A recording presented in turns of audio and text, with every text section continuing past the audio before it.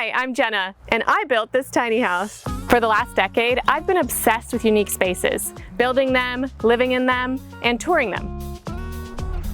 And that's why I created this channel, so that I could share that passion with you. It started with filming homes like my first home, teeny tiny.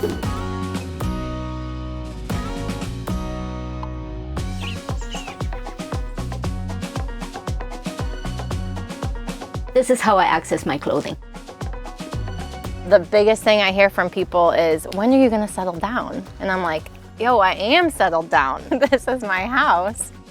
After a while, I started featuring homes of all shapes and sizes. Homes that are totally out of this world, homes that are 30 feet up in a tree, and homes that are made from recycled tires, mud, or even rocks. Every space has a story, and I'm interested in telling that story.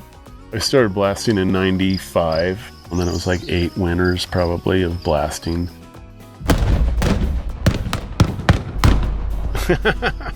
I'm here to inspire you and to challenge what makes a house a home.